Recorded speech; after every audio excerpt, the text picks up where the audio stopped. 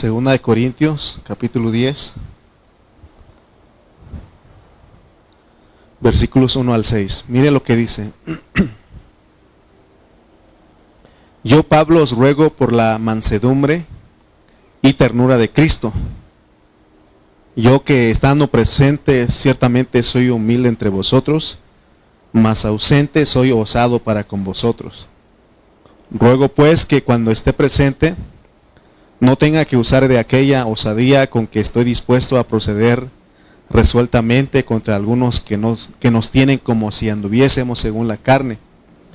Pues aunque andamos en la carne, no militamos según la carne, porque las armas de nuestra milicia no son carnales, sino poderosas en Dios para la destrucción de fortalezas, derribando argumentos y toda altivez que se levanta contra el conocimiento de Dios, y llevando cautivo todo pensamiento a la obediencia a Cristo, y estando prontos para castigar toda desobediencia, cuando vuestra obediencia sea perfecta. Muy bien, vamos a orar. Señor, te damos gracias nuevamente porque, Señor, hoy nos convocas a esta comunión, a esta reunión. Te pedimos, Señor, que cada uno de los que estamos presentes aquí, aún los que están a la distancia, Señor, oramos, Señor, para que tú los bendigas con tu palabra, con tu hablar. Danos, Señor, esa palabra. Ayúdanos, Señor, a entender cuál es el propósito del capítulo 10 de Segunda de Corintios. Danos de tu palabra y gracias por esta comunión. En el nombre de Cristo Jesús. Amén y amén. Nuestro tema es: Pablo ruega con la mansedumbre y ternura de Cristo para vindicar su autoridad. ¿Qué es vindicar? ¿Ustedes entienden esa palabra? Vindicar es defender, porque había quienes estaban en contra de él hablando. Y cuando nosotros leemos el versículo 1, hay otras versiones que dicen, mas yo, Pablo, os ruego. En la traducción de nosotros, en la Reina Valera, solamente dice, yo, Pablo, os ruego. Pero otras versiones dicen, hay una versión que dice, mas yo, Pablo, os ruego, o sin embargo, yo, Pablo, os ruego. Al estar estudiando esta epístola, hemos descubierto que el ministerio del Nuevo Pacto es un ministerio que ruega. ¿Se acuerdan ustedes que hemos estado hablando mucho? Que el ministerio del Nuevo Pacto es un ministerio que ruega. Entonces los ministros del Nuevo Pacto tenemos que aprender a rogar. Tenemos que rogar a los hermanos todavía. Creo que ya dio frío, ¿no? Hay que quitar el ventilador, hermano, por favor. Creo que sí, mi hermano. Ya se pusieron chamarritas, sí. Hay que. ¿Verdad? Ok. También está haciendo mucho ruido, ¿verdad? Bueno, ¿estamos bien o queremos ventilador? ¿Está bien? Ok. Bueno, entonces le decía que el ministerio del Nuevo Pacto es un ministerio que ruega.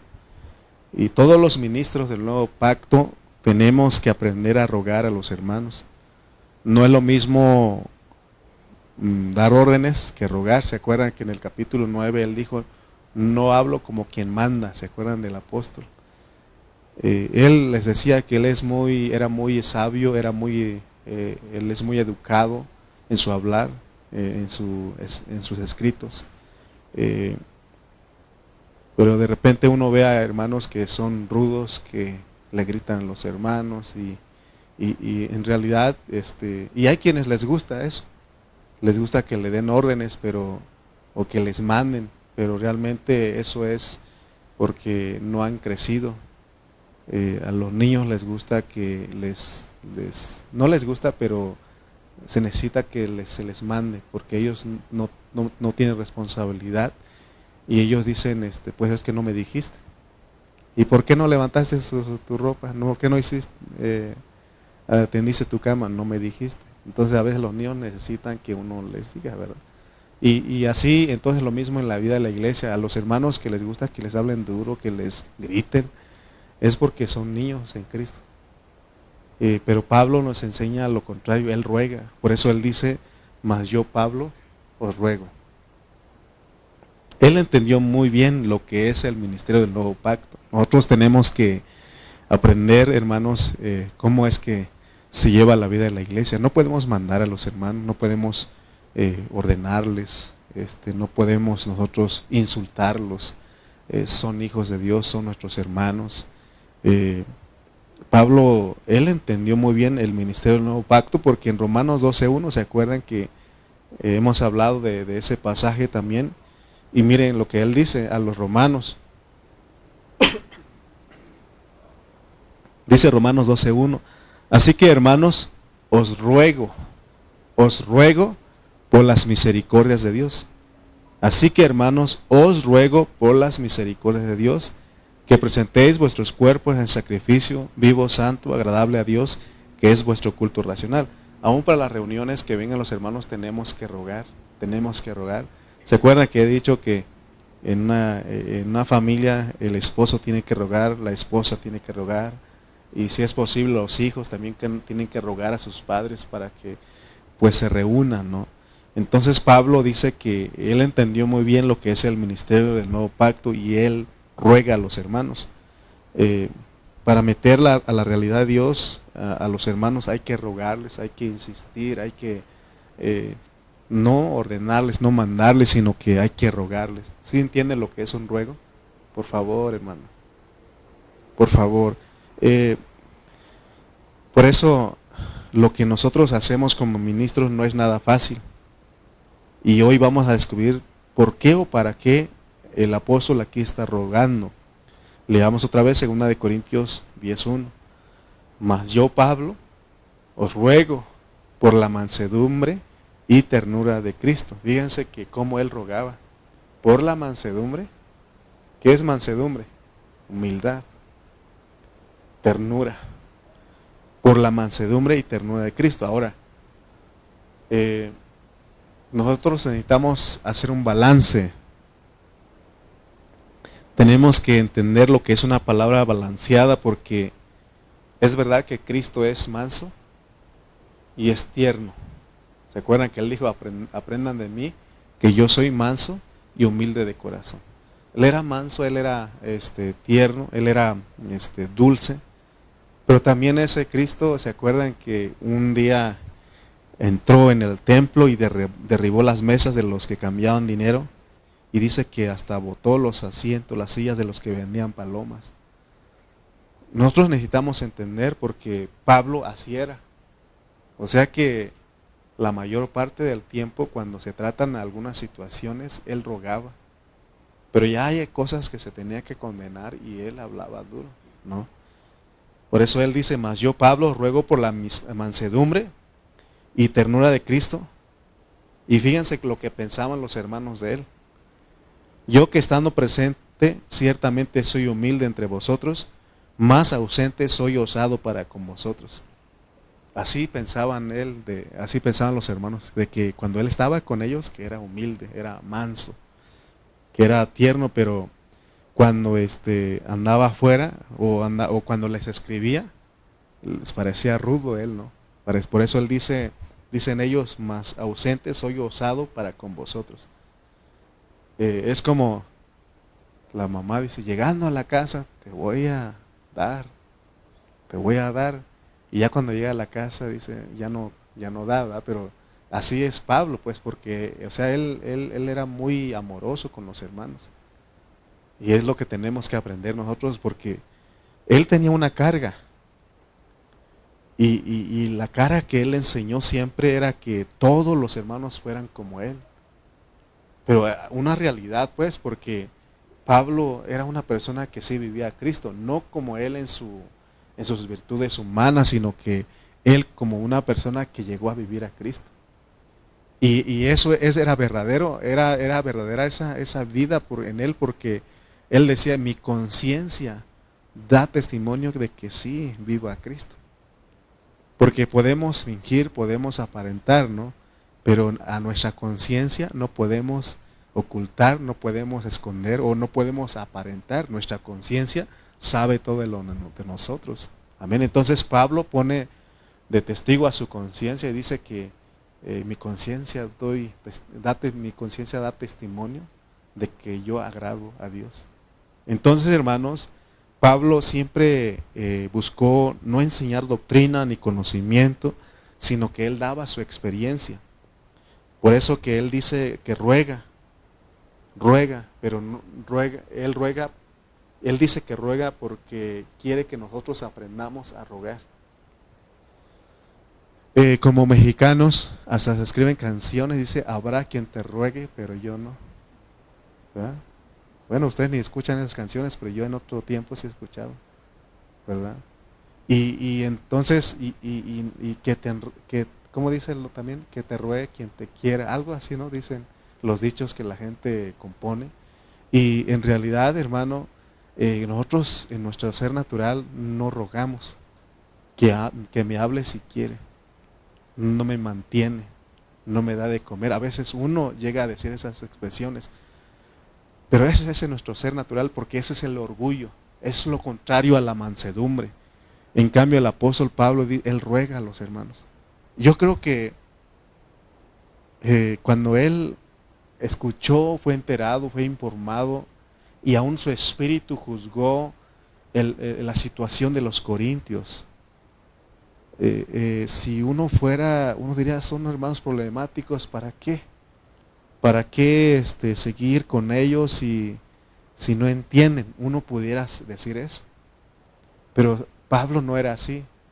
Él les escribió con el propósito de que ellos volvieran a Cristo, volvieran a vivir a Cristo, de que ellos crecieran. Por eso él les escribió y aún él ruega a los corintios, a los creyentes corintios. Por eso él dice, yo que estando presente, ciertamente soy humilde entre vosotros, mas ausente soy osado para con vosotros. Fíjense cómo hacía Pablo. No nos puedes poner, Emily, el versículo 2. Pero en la nueva versión internacional, puedes ponerlo, por favor, de 2 de Corintios 10.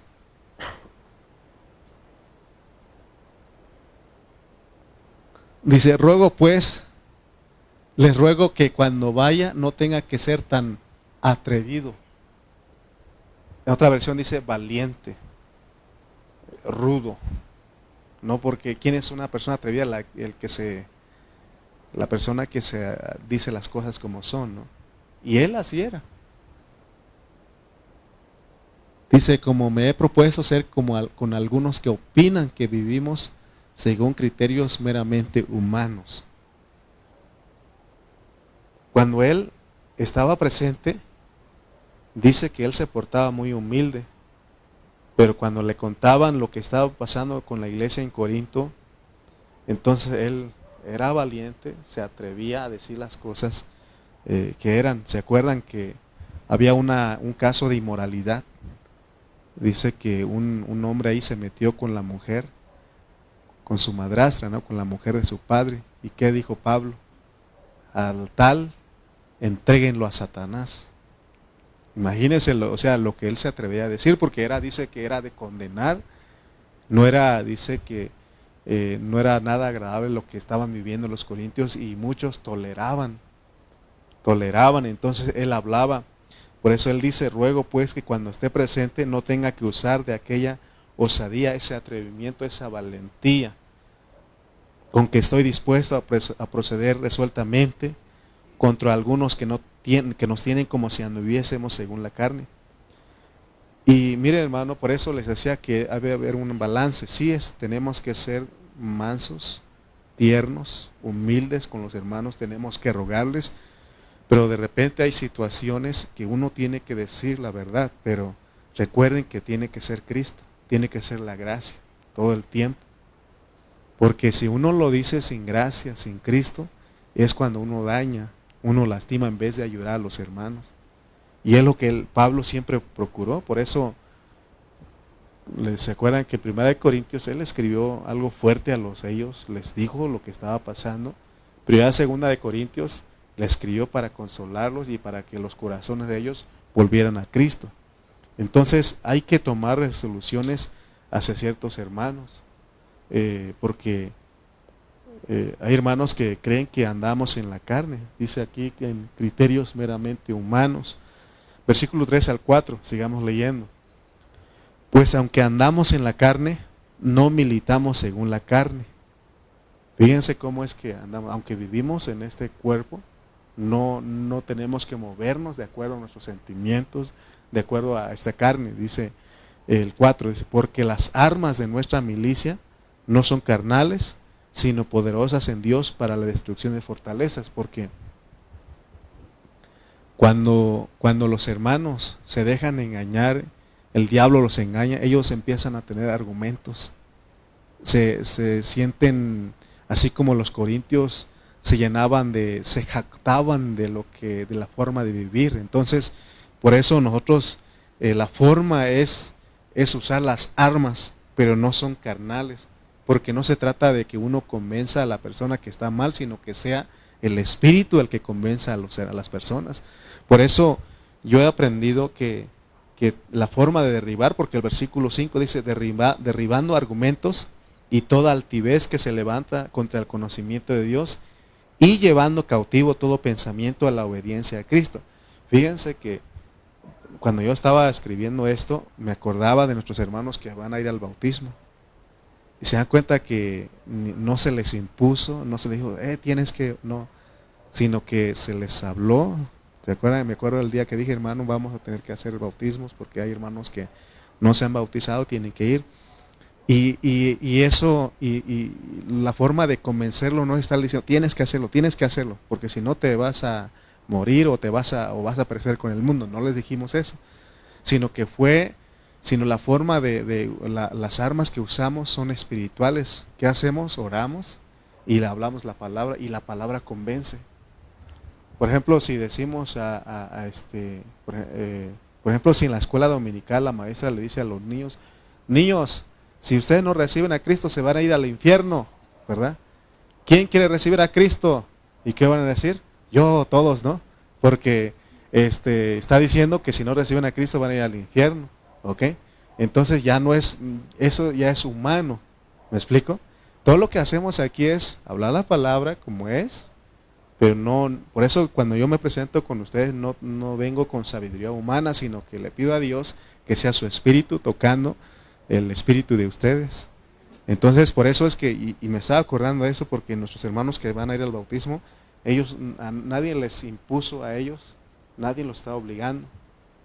Evan, Johan, nadie les está obligando, ellos dicen yo quiero. Entonces, hermano, eso es. Entonces lo que tenemos que saber es que las fortalezas que el diablo ha levantado en las personas son argumentos. Hay quienes argumentan y hay orgullo, ¿no?, en esas personas. Hay hermanos que tienen toda clase de argumento y altivez, son orgullosos y eso es lo que el diablo les ha puesto.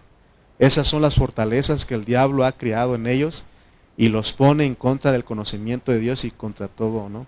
Nosotros tenemos que pelear la buena batalla. Por eso de repente se levantan hermanos que están con nosotros o que han estado con nosotros y que de repente dicen, ya no creo en Dios, ya no necesito de Dios. Estoy hablando de esto porque hay un jovencito que conozco, bueno, no lo conozco en realidad, pero antes él estaba en la iglesia. Y ahora todo lo que él pone en Facebook, ya está leyendo otros libros y él dice que él está hablando del Jesús manipulador y todo. Imagínense todo lo que está hablando. Y digo, y yo estaba diciendo cómo contrarrestar o cómo atacar o cómo hacerle ver que está mal.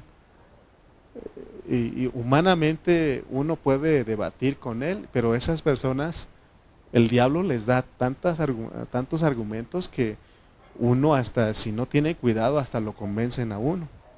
Por eso lo que uno tiene que hacer, lo que entendí es como las armas que nosotros de nuestra milicia no son carnales, porque dice que nuestra lucha no es contra carne y sangre, sino contra potestades, contra principados, contra huestes celestiales. ¿Y de qué manera qué puede uno hacer con esa persona que se ha desviado y dice que ya no cree en Dios, ya no cree en Jesús?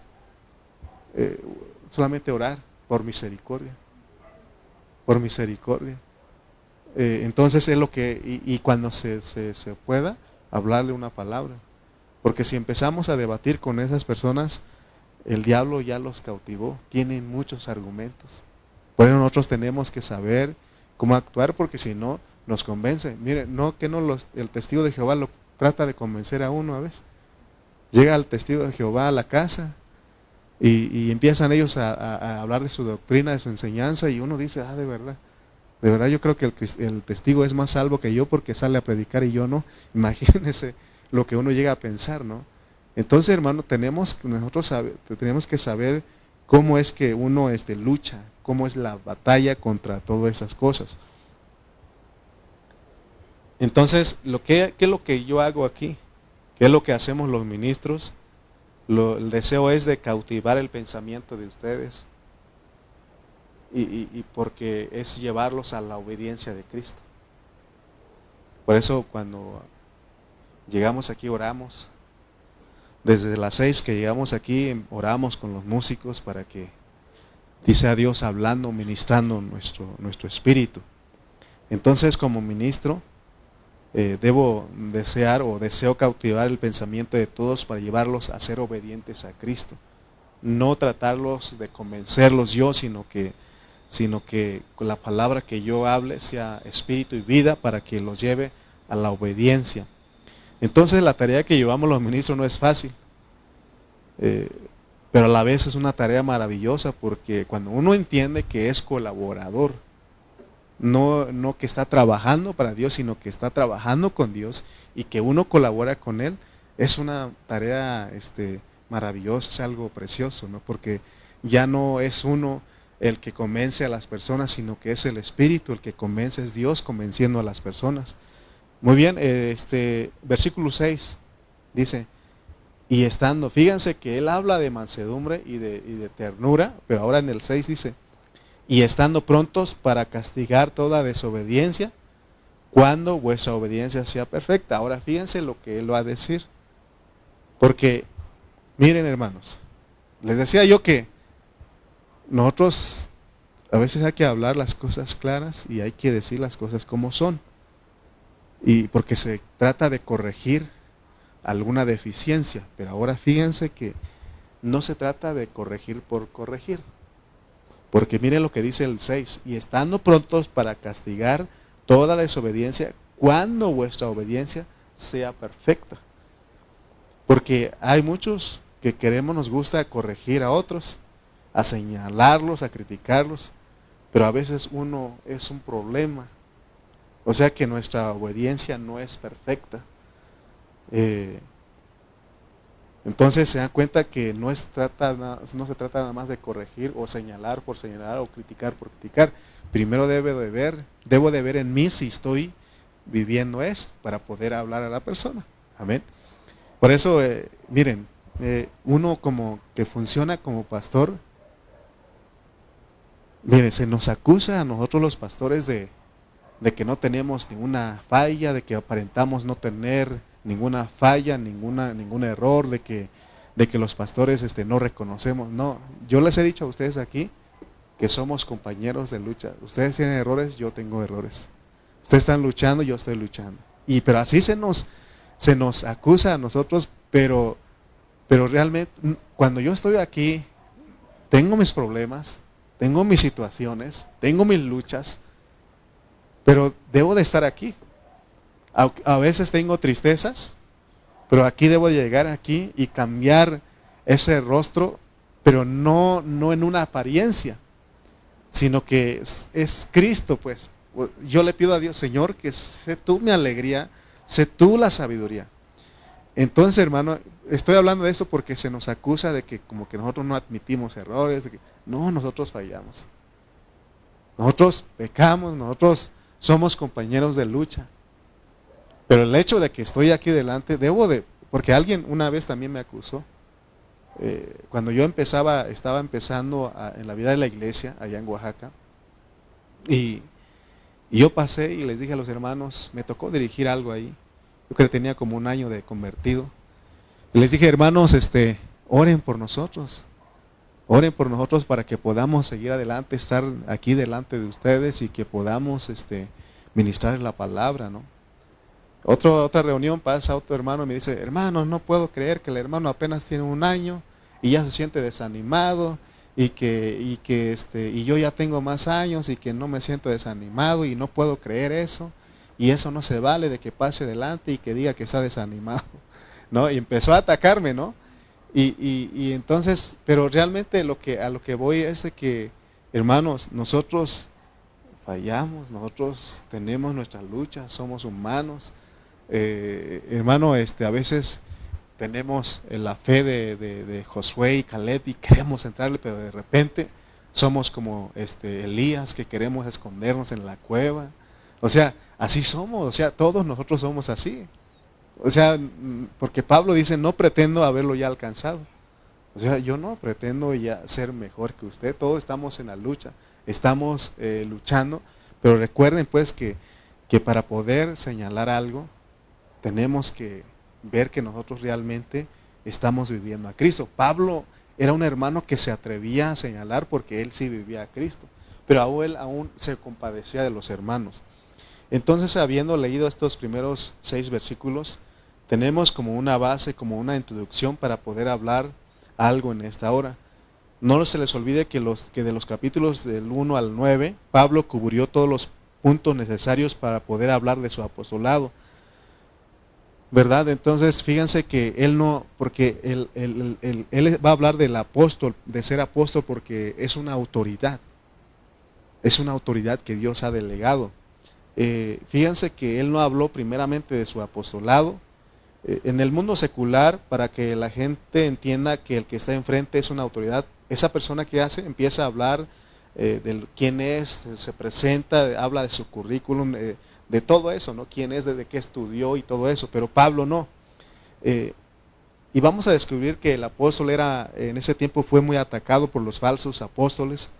Él tuvo que defender su apostolado, porque de repente que Dios dice, defiéndete, ¿no? Defiéndete, porque a veces Dios dice, no te defiendas, pero Dios le dice, defiéndete. Entonces Pablo ahora va a hablar de la autoridad de su apostolado, pero primero él mostró la experiencia de Cristo en su vida. Por eso no puede uno decir, yo soy fulano y respétenme, no, eso se tiene que ver con la vida. Pues por eso él dice, me abro a ustedes, conózcanme, vean quién soy. Y yo les he dicho a ustedes eso, yo lo he aprendido de Pablo. Yo les he dicho a ustedes, hermano, prueben mi corazón, conózcanme. Y porque no tengo otra intención más que ayudarles a que juntos seamos vencedores en esta iglesia. Ese es el único deseo, no hay otro deseo, otra intención. Entonces, antes de decirles que él es una autoridad, es la autoridad, él les demuestra que él vivía a Cristo y que él era uno con Cristo, y eso es muy importante, hermanos. Para nosotros los siervos de Dios es muy importante que nosotros seamos uno con Cristo, porque si no somos uno con Cristo, nosotros no estamos calificados, no somos ministros competentes, porque la autoridad no se impone, no es que digan, hey, yo soy pastor aquí, tienen que obedecerme, yo soy anciano aquí, no, eso se reconoce, pero por la forma de vida que llevamos. Entonces, aparentemente al leer 2 Corintios y llegar al capítulo 9, uno puede decir que ese libro debió de haberse terminado allí. Sin embargo, el apóstol añade todavía otros capítulos para mostrarnos de algo muy crucial que él cargaba en su corazón. Pablo traía ahí dentro de su corazón de que él era una autoridad delegado por Dios, él era una autoridad apostólica. Pablo menciona todo eso en su primera epístola, pero no lo hace en una forma adecuada. O sea que él esperó el tiempo propicio, adecuado, para hablar en detalle de su autoridad como apóstol. Cuando Pablo escribió 1 Corintios, ellos no estaban suficientemente preparados, y por eso no les habló en detalle de su autoridad. Y ya ha pasado el tiempo aquí ahora en 2 Corintios, y ya cuando las cosas se calmaron, porque se acuerdan de los 11 problemas que habían en 1 Corintios que mostramos, ya ha pasado todo eso. Ya cuando la iglesia de Corinto vino a tener una atmósfera de confianza, de seguridad, entonces cuando él trató el asunto. Pero él fue muy sabio al corregir a los creyentes corintios, porque de repente lo acusaban de que no era un apóstol. Leamos otra vez 2 Corintios 10:1. Mas yo, Pablo, os ruego por la mansedumbre y ternura de Cristo, yo que estando presente ciertamente soy humilde entre vosotros, más ausente soy osado para con vosotros. En los primeros 9 capítulos, Pablo fue muy suave, fue muy con su hablar con los corintios, ¿verdad? Aquí en 2 Corintios. Pero de 10 al 14 vamos a estar leyendo más adelante, yendo a estos capítulos y vamos a ver que él cambió de tono. Porque recuerden que había gente que lo cuestionaba, que dudaba de su apostolado. Y pero él también dice que él era tierno, que era humilde porque él vivía a Cristo. Por eso van las dos cosas de la mano. No podemos ser rudos y no ser tiernos. Tenemos que, cuando se trata hay que ser un poco claro y francos. Hay que hacerlo, pero recuerden que tiene uno que hacerlo en amor, en gracia, porque si no uno daña a los hermanos, es lo que está tratando de decir. Tenemos que ejercitar nuestro espíritu, porque Pablo no es como por ejemplo, en Romanos 12:1, él una vez dice para qué ruega. Dice el 12:1 de Romanos: os ruego por las misericordias de Dios que presentéis vuestros cuerpos en sacrificio vivo, santo, agradable a Dios, que es vuestro culto racional. Él ruega para que los romanos se presentaran en las reuniones de la iglesia. Pero aquí en 2 Corintios 10, él no dice claramente para qué ruega a los hermanos, pero ahora nosotros sabemos que él llevaba una carga en su corazón. Y aunque él, o sea que todo este punto no es fácil hablarlo, es incómodo. Pero vamos a ver que la sabiduría que Dios nos da a través del apóstol San Pablo, lo hace para arreglar los problemas en la iglesia. Pero fíjense, hermano, que todo esto que estamos hablando nos lleva a algo, y todos debemos saber. Porque a veces, hermano, criticamos, señalamos, y a veces dan ganas de ir de la congregación. Pero ¿saben qué? Porque no tenemos presente algo. Las iglesias locales están llenas de problemas. ¿Por qué creen ustedes que las iglesias locales, no hay ninguna iglesia local que no tenga problemas? En esta iglesia ahorita estamos descansando, pero de repente vienen los problemas a la vida de la iglesia. Y uno a veces dice, no, ¿qué está pasando? ¿No? Se supone que el venir a la iglesia se me van a acabar los problemas. Quizás no entre nosotros, quizás en tu familia, en tu matrimonio, con tus hijos, con tus vecinos, de repente hay problemas, ¿no? Y uno debe de saber que son necesarios esos problemas, son necesarios esos problemas. No hay ningún lugar que no tenga problemas. Y si no tienen problemas, porque ya son bien perfeccionados. Pero mientras tanto estamos aquí, todos somos causantes de los problemas. ¿Por qué? Porque somos personas imperfectas. Y es por eso que a veces hay problemas, pero no se trata de que corramos, de que señalemos, de que juzguemos, sino que hagamos como Pablo. Pablo siempre buscó no ser parte del problema, sino ser parte de la solución al problema. Y ya entendimos que la solución a los problemas de la vida de la iglesia es el Cristo crucificado, que vivamos a Cristo. Si todos vivimos a Cristo, no hay problema. O si hubiera problema, porque ¿cuáles son los frutos del Espíritu? Los frutos del Espíritu: amor, gozo, paz, paciencia, benignidad, mansedumbre, templanza. Pero cuando no vivimos a Cristo, ¿qué sale de nosotros? Pleitos, problemas, contiendas, disensiones. ¿Se dan cuenta? Entonces, hermano, por eso cuando Pablo llegó con los corintios, ellos se vivían en su carne, no ejercitaban su espíritu. Todos nosotros tenemos que aprender a ejercitar nuestro espíritu. Amén. Entonces, vean ustedes de que Pablo, aquí en el capítulo 10, llegó el momento propicio para hablar, decía a los corintios, acerca de su autoridad apostólica. pero no en una forma brusca o ruda. Él no impuso su autoridad de que, respétenme porque yo soy el gran apóstol, yo soy el apóstol Pablo. No, él rogó a los hermanos con mansedumbre, con ternura les habló y les señaló de que Dios le había delegado esa autoridad. Entonces, otro punto que debemos ver es que la mansedumbre y la ternura con la cual él rogaba era la mansedumbre y la ternura de Cristo. Aunque él nunca dijo cuál era el ruego que presentaba ahí o que presenta en el capítulo 10, ahora sabemos que él toca el asunto de su autoridad espiritual. Pero yo quiero que aprendamos a entender al apóstol. Si a nosotros él nos dice cuál es el asunto por el cual nos ruega, nosotros tenemos que leer y darnos cuenta que él está diciendo que seamos como él otra vez.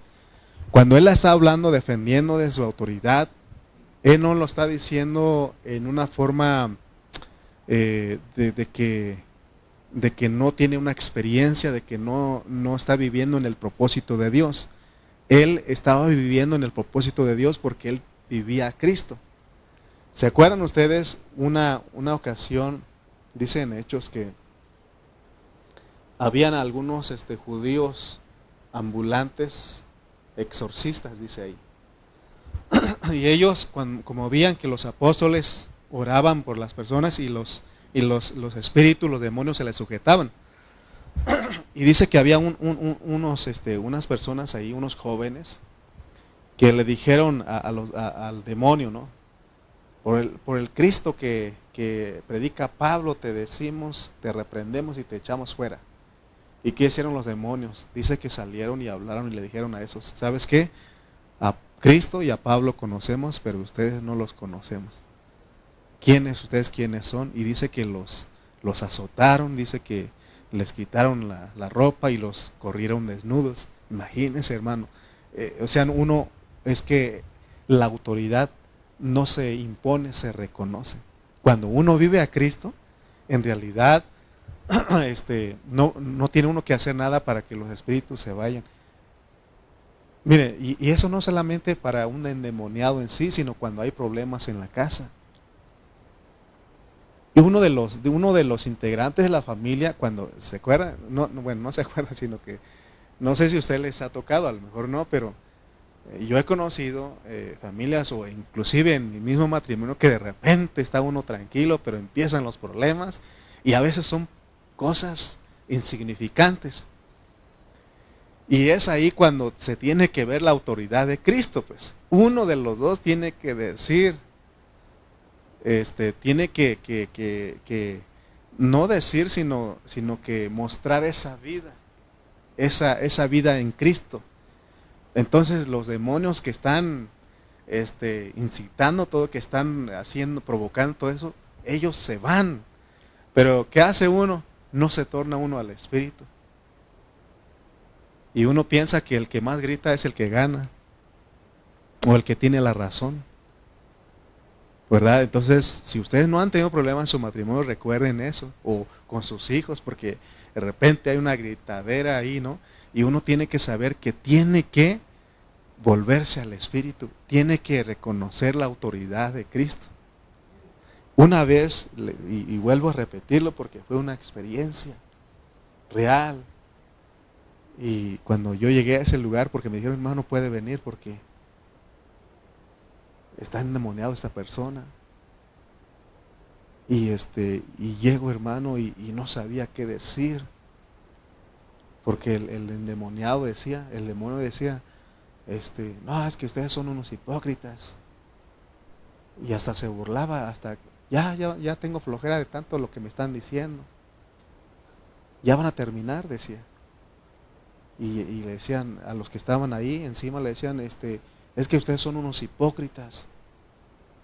No, y llegué yo, me dio miedo eso, ahorita me va a decir mis cosas, ¿no? Porque uno sabe, uno se conoce.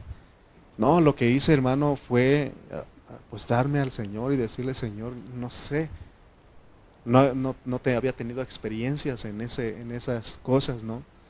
Y me puse a orar y le dije, Señor, yo no sé cómo actuar aquí, no sé qué decir. Y Dios me hizo entender, reconóceme como tu autoridad. Y empecé ya, cuando Dios me dijo eso, fui con el que estaba endemoniada, le dije, Señor, Padre, tú eres nuestra autoridad, tú eres el que gobiernas. Y fue de esa manera que la persona volvió en sí. Porque mi esposa también me platicaba o me platica a veces que en la iglesia donde ella estuvo, las personas, especialmente los jóvenes, se endemoniaban ahí en esa iglesia. Y el demonio decía, y le decía las verdades a todas las personas que se le acercaban. Es que tú eres esto y esto y esto, y te conozco. Imagínense, hermano. Entonces, la forma de cómo, recuerden que nuestras armas no son carnales, sino que son espirituales. Y una de las cosas que Dios nos ayuda es entender que Él es nuestra autoridad. Pablo, por eso Él está diciendo de su autoridad. Y Él quiere que seamos como Él. ¿Cómo es que se ve la autoridad? Cuando uno vive a Cristo. Otro ejemplo, un policía, un tránsito, pues, para los que manejamos. Por ejemplo, si usted va manejando y aunque vaya bien usted, si ve el tránsito, ¿qué hace usted? Checa si trae su cinturón, ¿verdad? Y el tránsito no tiene que decirle nada. ¿Cómo es que uno se da cuenta? ¿O por qué viene ese temor? Por la autoridad, por el color de su patrulla, ¿sí o no? Entonces, hermano, por eso a veces no se tiene que decir mucho, solamente viviendo a Cristo se ve la autoridad. Y es lo que Pablo quería decirle a los hermanos. Porque había falsos apóstoles que estaban acusando, estaban atacando a Pablo. Entonces nosotros, hermanos, tenemos que entender esto.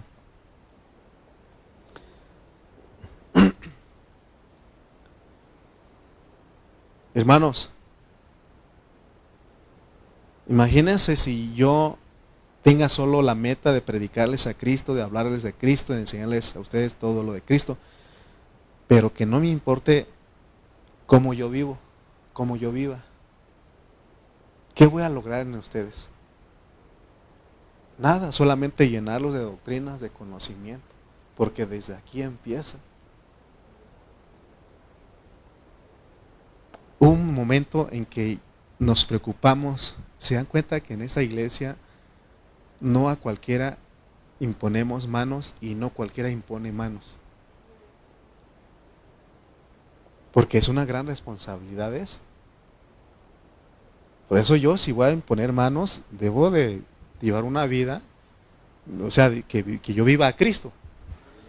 Porque ¿qué voy a transmitir a los hermanos? Imagínense el espíritu que a veces uno ni conoce a las personas. Por eso tenemos que tener cuidado, porque Pablo es lo que está haciendo. Por eso él dice, imítenme a mí, porque yo soy la autoridad. Yo soy el que vivo a Cristo. Hagan lo mismo que yo. En un hogar, en una casa donde el papá hace lo que se le da la gana, la mamá hace lo que se le da la gana, ellos no podrán instruir correctamente a sus hijos. ¿Qué esperan sus hijos de usted si usted no es modelo para ellos? ¿Qué es lo que primero le van a decir sus hijos si no ven nada en usted?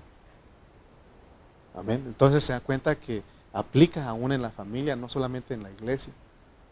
Por eso yo llevo mucha responsabilidad. Y cuando está pasando una situación en la iglesia, sí me preocupa. Me preocupa bien mucho. Bien mucho, es que así dice ella en el pueblo de mi esposa. Hermanos, en todos los escritos de Pablo, él se ponía como modelo. Y Pablo, debemos de ver que él es el modelo para nosotros. Y tenemos que, porque Pablo, cuando él confrontaba todas las situaciones incómodas de la iglesia, él lo hacía ministrando a Cristo. Nosotros tenemos que ministrar a Cristo todo el tiempo. Todo el tiempo tenemos que ministrar a Cristo. O sea, que en tu hablar sea Cristo, porque cuando uno habla, ministra a Cristo. Imagínense, yo me la paso aquí en la hora hablando de otras cosas. Chistes, cuentos, fábulas, historias, política, deportes. Si yo me lo paso hablando de todo eso, es lo que ustedes se van a llenar. Por eso, hermano, aquí hemos dicho, piensa 2 veces antes de que digas algo. Porque no es de que lo digas tú, sino que lo diga Cristo. Y si lo dice Cristo, edifica. Por eso ten cuidado a la hora de hablar. Por eso yo tengo cuidado en la forma de hablar con ustedes. Y lo hablo con mucho temor porque no quiero engañarlos, no quiero maltratarlos, no quiero, hermano, porque hasta donde yo estoy, hasta ahí es donde voy a llevarlos a ustedes. Por eso le pido al Señor que se forme en mí, que yo viva a Cristo. Y lo mismo debe pasar en la casa. Si papá y mamá viven a Cristo, ellos tienen la autoridad para hablarle a los hijos. Amén. Entonces, ¿por qué siempre tiene que ser Cristo? Leamos un último versículo para terminar. Segunda de Corintios 1:21.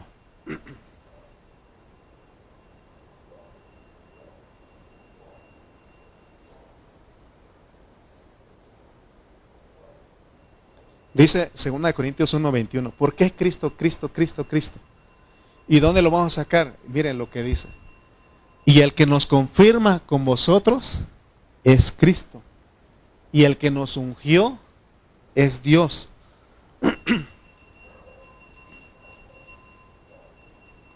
Hay otra versión que dice el que nos une o el que nos adhiere. O sea que usted y yo fuimos adheridos, fuimos unidos a Cristo. Ninguno de nosotros puede tener una vida de victoria si no entiende que está mezclado con Dios, es lo que está diciendo. Nosotros estamos mezclados con Dios. ¿Se acuerdan que hemos dicho que somos como el café y la leche? O la leche y el café. Cuando una vez se hace la mezcla del café con la leche, ¿se puede separar? ¿Se podrá separar? Así somos nosotros con Cristo. Por eso fuimos adheridos con Él, somos uno con Él. Nosotros, en otras palabras, estamos mezclados con Dios. Por eso Pablo les dijo que esto no es doctrina ni enseñanzas, lo que todo ministro debe de impartir, sino tiene que ser una ministración. Es hablar de lo que uno vive. Amén. Es hablar de lo que uno vive. Si nosotros no ministramos a la gente, nosotros no somos ministros del Espíritu, sino de la letra, solamente será letra. Conocimiento. El ministerio del antiguo pacto era un ministerio de condenación, ¿se acuerdan ustedes? Era de muerte. Decía, no hagas esto, y si lo haces te vamos a matar. En cambio, el ministerio del nuevo pacto es algo maravilloso porque ahora nos ruega a nosotros. Ruega que vivamos a Cristo, ruega que presentemos nuestros cuerpos en sacrificio vivo. Él ruega que seamos como Él, porque Él era una persona que vivía a Cristo. Amén. Por eso Él dijo, ya no vivo yo, con Cristo estoy juntamente crucificado, y ya no vivo yo, mas Cristo vive en mí. Era una persona realmente que tenía esa autoridad de decir a los hermanos la forma de conducirse. Hermanos, todo el tiempo tenemos que estar unidos con Cristo. Un ejemplo en esto. Cuando los papás corrigen a sus hijos, deben de hacerlo como dice la Biblia. ¿Y qué dice la Biblia? La Biblia dice que todos los papás tienen que tener en su casa una vara. Una vara. Y dice la Biblia que no uses, no vemos ahí que diga que uses cinto, que uses platos, cucharones, ni la chancla voladora, no dice eso. ¿Verdad? Mire, por eso mi esposa y yo tenemos una costumbre, nos dicen hermanos, queremos que si nos puede presentar a nuestro bebé, a nuestro niño. ¿Sabe qué regalamos ahí en esa presentación? Una vara. De acuerdo a la edad, pues, un chiquitito así. Pero ¿sabe qué han hecho las personas que les hemos regalado vara? Si uno les pregunta dónde la tienen, Algunos los tienen en una bolsita ahí, de regalo ahí colgado. Y se ve que no se ha usado, u otros ya ni saben dónde está. Porque es lo que dice la Biblia. La vara crece junto con los niños. Mientras eres hijo, por ejemplo, Marcos es hijo. Ahí está su mamá. Ella tiene que usar, como ya le está ya grande, una varota. Un ejemplo, ¿no? Era chiste, hermano. Pero hay papás que no corrigen a los hijos, a sus hijos con vara. ¿Saben cómo los corrigen? Coscorrones, jalones de pelo, de oreja. Está bien, hazlo porque son tus hijos, ¿verdad? Pero si usted quiere ser uno con Cristo, tiene que corregirlo con vara. Ahora, no es, eso de la vara no es porque se le dio la gana, porque lo merece y tiene que explicarle por qué. Porque la Biblia dice en Proverbios 23:13, y eso es honrar la palabra. Por eso los hijos no deben, aún Aarón, y él ya es adulto, pero si se porta mal, Martita tiene que agarrar, no agarrarle los chinitos ni la oreja ni nada, una vara, no sé cuál ocuparía Aarón, no, pero él no ocupa, ¿verdad? Pero supongamos, yo me libré porque, no se crean, no me libré porque todavía tengo a mi papá espiritual. Mis papás terrenales ya no están, pero tengo mis papás espirituales. Sí, porque dice que los más mayores tenemos que verlos como a mamás, ¿verdad? Y Elena, Alejandra, hermana Ale, Cheli, Guille, Luz, Magda, Martita, Teresita, sobre todo me puede dar vara a mí todavía. Imagínense, si me porto mal, pues no porque se me antoja darle una vara, hermano, no, tampoco. Si me porto mal, ahí está, ¿verdad? ¿Ah? Hermano Fabio me puede dar vara a mí todavía, ¿sí? ¿Qué dice Proverbios 23:13? Porque tenemos que honrar la palabra, ¿sí? ¿Qué vara necesitaré yo?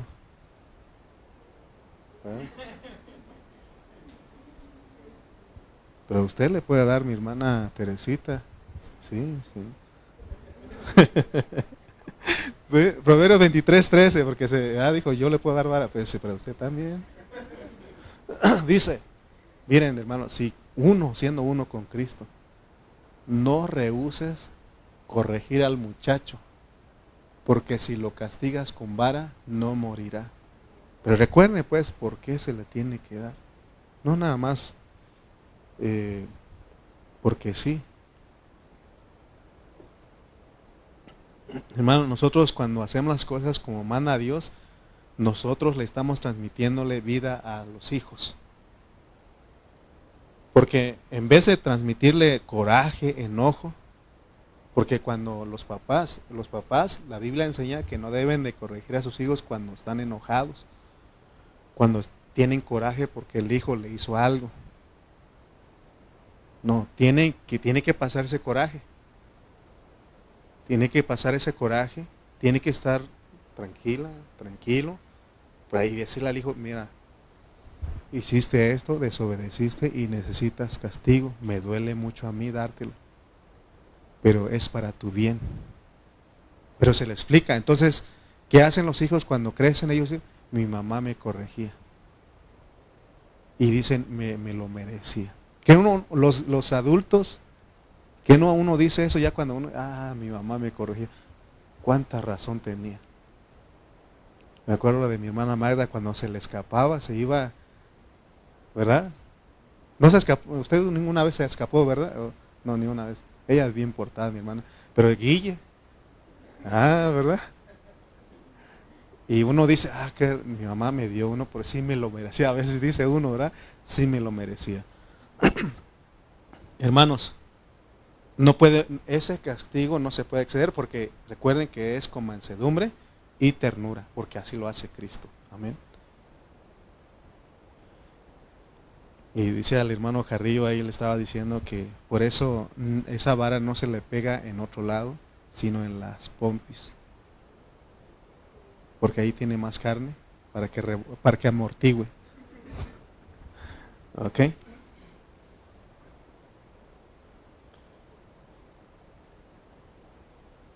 Entonces nosotros tenemos que entender que el ministerio del nuevo pacto, a pesar de que es un ministerio de ternura, de amor, de mansedumbre, también corrige, pero se corrige con amor. Y es un ministerio que ruega. Y es lo que hizo Pablo. O sea, su autoridad no lo excedió. Él no dijo, respétenme, y si no, yo les voy y les doy vara porque soy apóstol, yo soy el gran apóstol. No, él no dijo eso. Él rogaba a los hermanos con mansedumbre y ternura de Cristo. De esa manera trataba con los hermanos.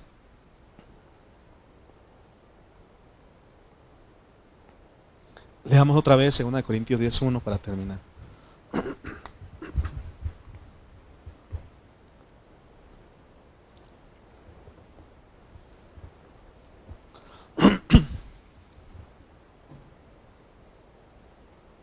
Segunda de Corintios 10:1 dice: Yo, Pablo, os ruego por la mansedumbre y ternura de Cristo. Yo, que estando presente ciertamente soy humilde entre vosotros, mas ausente soy osado para con vosotros. ¿Qué significa para usted que una autoridad le ruegue con mansedumbre y con ternura? Esto se asemeja como a la autoridad de una madre, de una mamá. No de papá, porque es diferente, ¿no?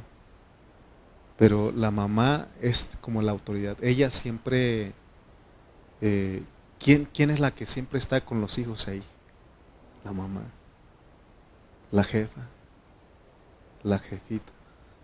Y ella tiene, y ella siempre trata con mansedumbre y ternura, con humildad, pero también te puede dar.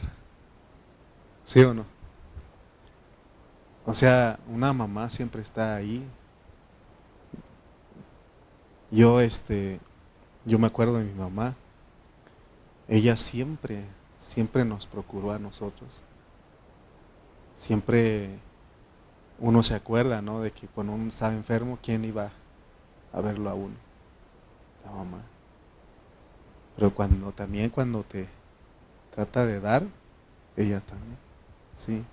Es lo que Pablo se ponía a los hermanos como una mamá.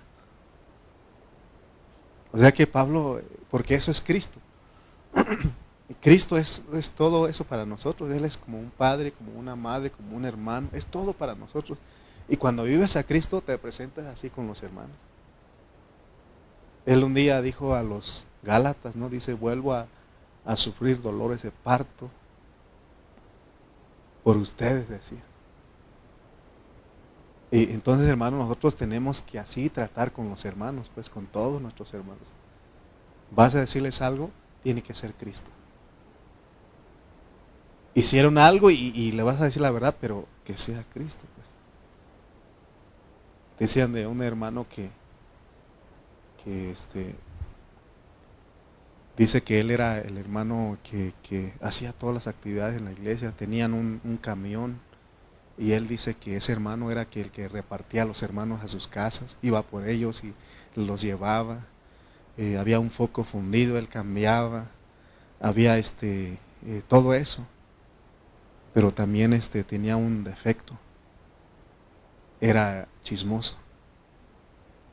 Sí, todo lo que pasaba, toda la iglesia se enteraba. Cualquier problema, toda la iglesia se enteraba. Y dice que un día el pastor tuvo que ir a corregirlo.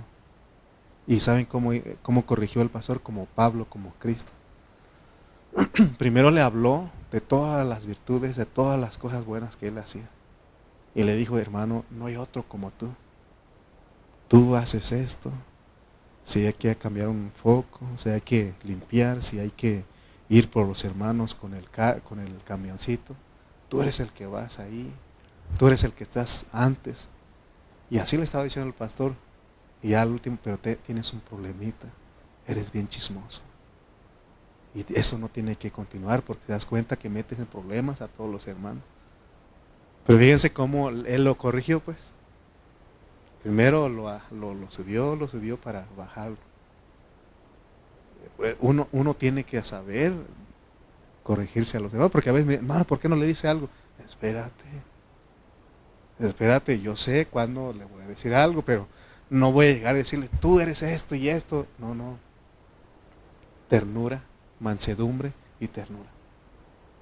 Que no, también dijo Pablo en Gálatas 6:1, dice que hay que corregir a los hermanos con mansedumbre, no sea que uno también puede ser tentado y uno puede caer también. Entonces, hermanos, aprendamos todo eso, pues, como Pablo se presentó ahora en el capítulo 10 con los Corintios. Vamos a seguir hablando de eso más adelantito, pero fíjense cómo es que Pablo, él unido a Cristo, él defendía su autoridad, pero también dice que se conocía y rogaba con los hermanos con mansedumbre y ternura como una mamá. Imagínate, hermano, que entendiéramos todo, que todos fuéramos mamás aquí. Comprenderíamos a los hermanos con mansedumbre y ternura. Amén. Como mi hermana Shelly, ¿no? Cuando llega y le dice a los niños, le dice, oye, mi amor, ¿cómo estás, mi amor? Y uno está ahí, ¿y a mí qué? Uno quisiera que, o sea, ella se conduce con amor, pero también yo me gustaría que dijera, hermano, ¿cómo está? Le amo, ¿no? Nada, esa era broma, pero yo sé que ella nos ama, ¿no? Pero imagínense que todos nosotros nos tratábamos así, con ternura, mansedumbre, y cuando hay que decir algo, se dice, pero recuerden, con gracia, con amor, con ternura. A alguno de ustedes les he dado duro aquí, ¿verdad que no? Lo hago con ternura. A algunos de los hermanos les he sido un poco duro con ellos, pero también no se imaginan ustedes que ahí estamos con ellos. O sea, ahí está, o sea, es un balance, pues, ¿verdad? Entonces, bueno, vamos a dejarlo aquí porque si no, hoy según iba a predicar bien cortito. Vamos a orar. Padre Celestial, te damos gracias porque has sido bueno con nosotros. Perdónanos, Padre, si no hemos vivido a Cristo y si hemos hecho las cosas, Señor, con rudeza y no hemos considerado la mansedumbre y la ternura que tú dices. Señor, ayúdanos, queremos ser como tu siervo Pablo, porque él te vivió a ti, él vivió a Cristo. Oh Señor, ayúdanos, Padre Santo, Señor, que la autoridad que llevamos es el Cristo vivido. Señor, que no necesitamos imponer porque eso se reconoce. Gracias, Señor, por que nos hablas, que nos ayudas, nos instruyes, Señor, para llevar esa vida adecuada, esa vida que te agrada a ti. Gracias por mis hermanos, gracias por esta noche. En el nombre de Jesús, Señor, oramos para que tú bendigas a todos aquellos que están desde sus casas, nos estuvieron escuchando, que también esta palabra los bendiga, Señor, y que todos crezcamos, que todos, Señor, lleguemos a la meta, Señor, que vivamos a Cristo, porque esa es nuestra victoria. Te damos gracias en esta hora, en el nombre de Cristo Jesús. Amén y amén. Amén.